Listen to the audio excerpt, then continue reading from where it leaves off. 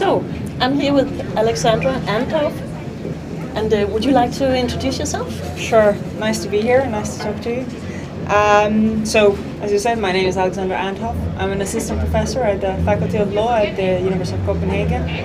I'm a lawyer, and I'm very much interested in law and technology put together, looking at different regulatory frameworks and how we regulate the technology and how we can use the technology for private companies, for public companies, so how we use our data, whether we rely on private companies using our data, and different kinds of aspects of this. So can you talk a little bit more about the education part of that? What do you do to make sure that young people understand this whole complex? Okay. Sure. So together with Nick Houghton, we came together probably a year and something ago and started to talk about that there is a need to create an organization that would put together different stakeholders within the area of legal tech. And we understand legal tech very broadly. So it's legal tech, gov tech, compliance, and so on.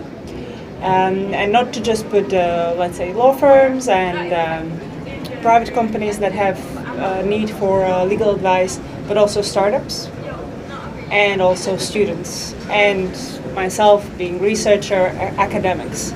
So all of these people could get together, discuss, share their opinions, sometimes bring in the government to share their opinions with them.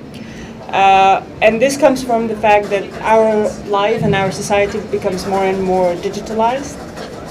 And our vision at the faculty is that we need to prepare our students for this future. And we need to train them slightly differently or give them additional training into skills and knowledge that they will be able to deal with this digitalized world. And do you have some examples of what are those new skills, what are those new things that they have to learn?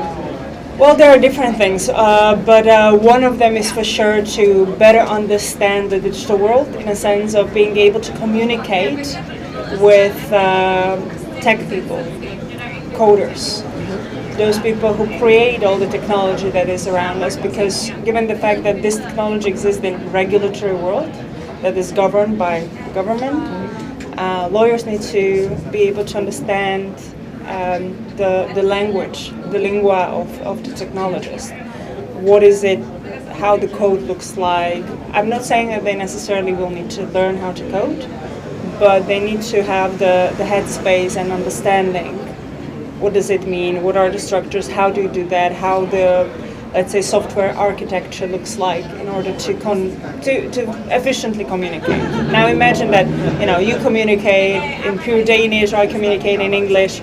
Maybe there are a couple words that we can understand each other, but there is no possibility for any kind of communication. So, and I think that this has been going on with legal education so far.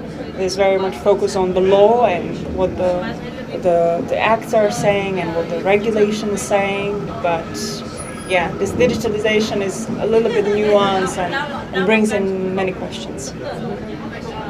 So what do you do? I think you have also some conference next week. I mean, that's an example of what you do to start or to kickstart all these discussions. For sure. So we have a number of things, and with the Nordic Legal Tech, we organize different workshops, we organize different panels, because we are trying also to bring the startups, because I work a lot with startups, the legal tech startups that are creating all this new technology.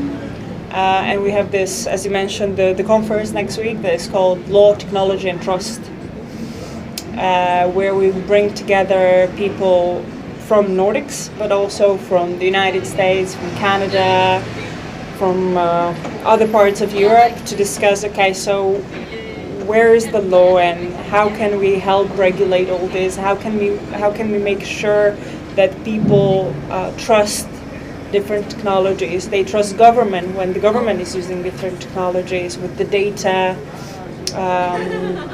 with cybersecurity, with should we use blockchain from tomorrow? So there are a number of issues, obviously, that we will try to touch upon. but I hope that it will be the first of many conferences that we hope to organize. But it's really, our aim is really to bring everyone who's interested together. And to share their opinions, because that's how I think we need to participate on this kind of a sharing or changing environment. So what would the output be? I mean, if I came to that conference, what would I take away? I hope some knowledge, definitely new perspectives. It's not a classical conference from a perspective that an academic one where you see a researcher standing up and talking for 20 minutes and then people clapping and everyone going away. It's more, again, a discussion. So we bring together to a panel 4 different perspectives, or maybe sometimes similar perspectives to talk about. And we also will provide audience with the possibility to ask questions, to discuss, because these are complex issues and no one has found a panacea or something that solves it all. So hopefully that it's really about sharing the knowledge, opinions, and trying to find good solutions. Interesting. Yeah. Thank you for being here. Thank you very much for having me.